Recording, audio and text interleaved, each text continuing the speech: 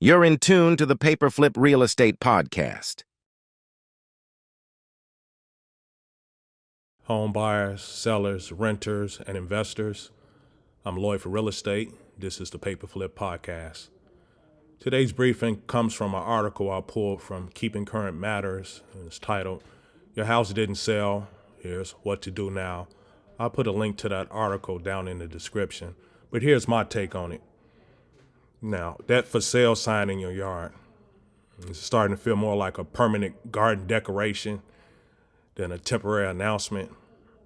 Days turn into weeks, weeks drag into months, and your dream of moving on is just stuck, idling in the driveway while frustration just keeps building. You're definitely not alone. So many sellers hit this wall, but here's the good news. It's almost always fixable. We're going to figure out exactly why your home isn't selling and lay out the 4 key fixes you need to make, starting right now. If your home has been sitting on the market, racking up more days than you care to admit, you're probably feeling a tough mix of stress, confusion, and maybe even a little bit of despair. You've tidied up, you let your strangers walk through your personal space, and yet nothing. No serious offers. It really is disheartening, and it can make you kind of second guess everything from how appealing your home is to whether your agent is doing a good job. I've seen this happen more times than I can count, and I'm here to tell you there's usually a pretty logical reason, or a few reasons for that matter, why buyers just aren't biting. And more importantly, for every reason, there's a solution. We're not talking about wishful thinking here. We're talking about real practical steps that can spark interest again and get that soul sign up where it belongs. Today's real estate market, with its changing interest rates and varying numbers of homes for sale, really calls for a smart approach. What might have worked a couple of years ago, it might not be enough today. So let's get right into it. This is often the hardest thing to hear, but it's almost always the number one reason homes don't sell. The asking price is just too high. Buyers these days are incredibly smart. They have tons of information at their fingertips and can spot an overpriced house from a mile off. If your home is priced higher than similar ones in your area, it doesn't matter how amazing your kitchen is or how new your roof is. You're just not going to get people through the door, let alone get any offers. So why does this happen? Sometimes it's an emotional attachment. It's your home. It's full of memories and you truly believe it's worth more. Other times it might be bad advice from an agent who puffed up the price just to get your listing. Whatever the reason is, the result is the same. Your property starts to look stale. The longer a house sits on the market, the more buyers start to think something's seriously wrong with it, even if it's only, was just with the initial price of the house. They think if this place is so great, why hasn't anyone snatched it up yet? The way the economy is right now, with interest rates going up and down, make buyers even more careful about price. They're crunching the numbers for their monthly payments very carefully. If your price puts them over what they can afford, you're out of running before you even start. You got to remember, buyers decide what a home is worth, not the sellers. So here's the fix. First things first, take a deep breath and try to look at this as a business deal, not an emotional one.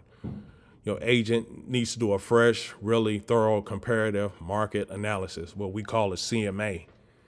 This isn't just a quick look at what's currently listed. It's a deep dive into what similar homes in your immediate neighborhood have actually sold for recently, like in the last few weeks or months. Pay super close attention to homes that are generally just like yours in size, condition, and features. What they end up selling for, and how long did it take? Then you just have to be brutally honest when you compare your home to these sold properties. Does yours really offer more? If you had hardly any interest, the market is telling you something loud and clear. You probably need to make an immediate and pretty big price adjustment to get back in the game. Don't make the mistake of tiny little price drops. that can just drag things out and make you look kind of desperate. Bold move to price your home competitively or just a bit below the most recent comparable sale can bring a rush of new interested and maybe even get you multiple offers placed on your home.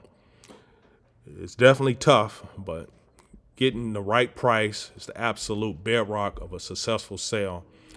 Ask for feedback from your agents and the buyers as well who saw your home but didn't make an offer. What they can say can be gold for understanding how people see your price. So here's another issue. Just poor exposure, period. Your home is a secret no one can buy. It's an issue. Even the best price and most beautiful home won't sell if buyers don't even know it's for sale. Nowadays, marketing is so much more than just a sign in the yard and a listing on the MLS. If your home isn't getting out there, you're fishing in a tiny pond when you really need an ocean.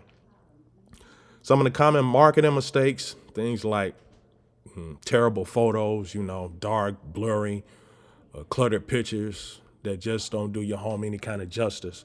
Remember that first initial showing usually happens online when buyers are looking. If your listing photos don't immediately grab attention, buyers will just scroll right on by. Another issue is a badly written property description, one that looks boring, full of typos, or doesn't highlight your home's best features and the kind of lifestyle it offers. Not being visible enough online is also a huge problem. Now, if your home isn't on all the major real estate websites like Zillow, Realtor.com, and the like, and isn't being actively pushed on social media, you're missing out on a massive audience. Now, for instance, listings with video tours tend to get way more inquiries. So here's the fix. This is where you need to take a good hard look at your current marketing. Start with pictures and videos. Are your photos professionally done? Does it have that professional quality? If not, you need new ones, simple as that. Think about getting a professional photographer, and these days, videography and virtual tours are becoming super important. These tools let buyers get a real feel for the place before they even step inside. Homes marketed with 3D tours, for example, they get a lot more views. Next, take a close look at your listing description. Does it tell a story? Does it highlight what makes your home special and paint a picture of what it's like to live there and in your neighborhood? Use interesting language and focus on the benefits, not just a list of features. Make sure it's on all the key property websites and that your agent is actually using social media effectively. Ask them about their specific online marketing plan. Are they using targeted ads? Are they posting in local community groups? And don't forget about the classic methods when they're actually done in the right manner. Well-planned open houses can still create buzz and bring in local buyers, but they need to be actively promoted.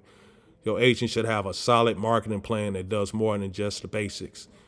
If your current plan feels like it's just sitting there, it's time for a serious refresh. The goal is to get your home in front of the largest possible group of qualified buyers. And don't forget, almost everyone starts their home search online. Your online presence has to be strong and it has to be appealing. And here's another issue. And some question this, but this is really important. You got poor staging or a poor presentation. Buyers can't see past you staying in the home. That's really the issue. It's a poor presentation of the home. Buyers really need to be able to picture themselves living in your home. That's incredibly hard if your place is cluttered, a bit grimy, super personalized, or clearly needs some small repairs.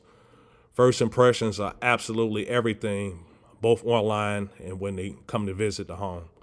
If a buyer's first thought is negative because of how the home looks, it often doesn't matter if the price is it priced right or if it's in a perfect location. They just struggle to connect with the space. They're not really feeling it.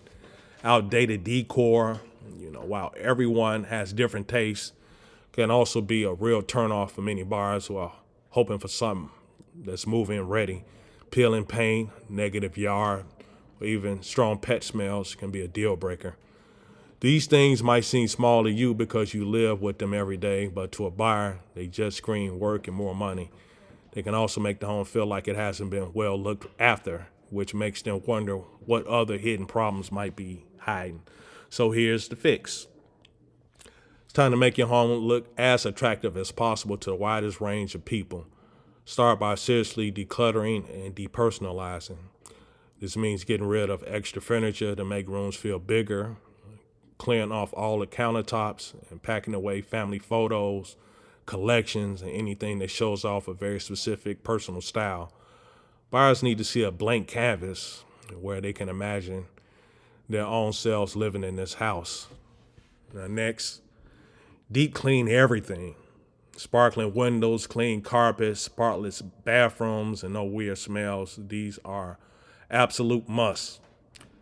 Take care of any small repairs, that leaky faucet, the cracked tile, the scuffed paint. These little fixes can make a huge difference in how people see your home. Think about staging. This doesn't always mean you have to hire a professional, though it can be a really smart investment that often gets you a higher price and a quicker sale. You can do a lot yourself by moving furniture around to make the space flow better and show off its best features, adding some neutral throw pillows or blankets, and bringing in some fresh plants or flowers. Now make sure every room has a clear purpose. Good lighting is also really important. Open the blinds, use brighter bulbs, and add lamps to make every space feel bright and inviting. And don't forget about that curb appeal. Very first thing buyers see in the outside of your house, well, a neat lawn, fresh mulch, welcoming front door, maybe some potted plants can create a great first impression before they even walk inside the house. Putting in a little time and effort on presentation can totally change how buyers feel about your home's value, how much they want it.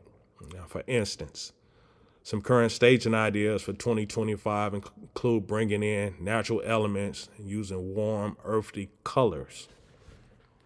Now, here's something else to take a look at. Working with the wrong agent. Is your navigator lost? I'm talking about your real estate agent.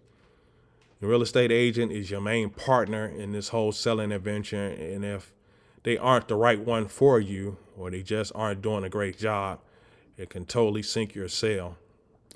An agent who doesn't have much experience might have given you bad pricing advice from the get-go. An agent who isn't very motivated might not be actively marketing your property or following up with people who seem interested. Bad communication is another common issue. And if you're constantly left wondering what's happening with showings, not getting any feedback or any changes in the market, that's a big red flag. Just putting the home on the MLS isn't nearly enough. A good agent needs to have a proactive marketing plan, be a great negotiator, and really understand the local market inside out. They should be giving you regular updates and honest feedback, even if it's sometimes tough for you to hear it. If your agent seems to have vanished after you sign the listing papers, or if their marketing just feels kind of weak, then it might be time to think about a change. It's a sobering thought, but in many areas, a lot of listings actually expire without selling, which really shows how much a good agent really matters. So here's the fix. If you think your agent might be the problem, first thing to do is have an honest chat with them. Tell them about your concerns, ask about what they plan to do next, and see if things get better. However, if you lost confidence or feel like they're not listening, you might need to think about ending your agreement. Check your contract to see what the terms are for that, and start finding a new agent.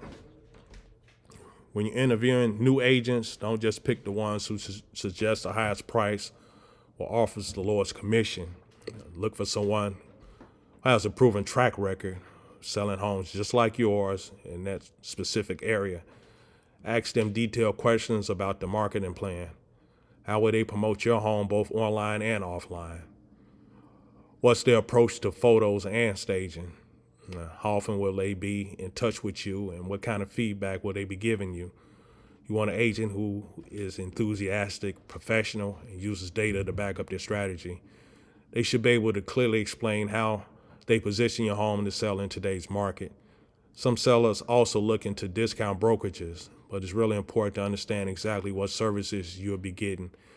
At the end of the day, you need an agent who is a true partner, actively working to get your home sold for the best possible price in a decent amount of time. Don't hesitate to ask for references and check their online reviews. So here's a recap. Let's quickly go over it again. If your home hasn't sold, it almost definitely is because one or more of these four things that I stated earlier. For one, the pricing is wrong. Your home is likely priced too high for what buyers are willing to pay right now. Secondly, poor exposure. Not enough of the right buyers are even seeing your listing because the marketing is weak. Third, poor staging and presentation. Clutter, dirt, outdated style, obvious repairs are putting buyers off. And then fourth, you just got the wrong agent. Your current agent might not have the skills, drive, or strategy to sell your home effectively. So here's the good news. Every single one of these problems has a real solution. It takes being honest with yourself, being willing to make some changes, and often trying a fresh approach. Feeling a bit overwhelmed by all this? Yeah, it's a lot. You don't have to figure it out all by yourself. What I've shared with you today has struck a chord and you are ready to do something about it. Here are a couple of things you can do. First, if you found this information helpful, please give this video a thumbs up and subscribe to the channel for more real estate advice. That's all about getting you the results that you need. Second, I'd love to hear from you. Drop a comment below and share your biggest challenge in selling your home and any questions you have. I'll do my very best to answer them. And finally, if you're serious about getting your home sold and would like someone to take a look at your specific situation, please don't hesitate to reach out. You can find my contact information in the description. Maybe you're looking for a new agent, or maybe you just need a second opinion. A chat could be the first step toward finally moving on. Selling a home that's been stuck on the market can be incredibly draining, but please don't lose hope. I'm really looking at these four key areas, which is pricing, exposure, presentation, and who your agent is. You can seriously boost your chances of attracting the right buyer and finally getting that sale. It takes being proactive and sometimes making some tough calls, but the reward of moving forward with your life is definitely worth the effort. Thanks so much for watching, and I wish you the very best of luck in getting your home sold. This has been Lloyd for Real Estate.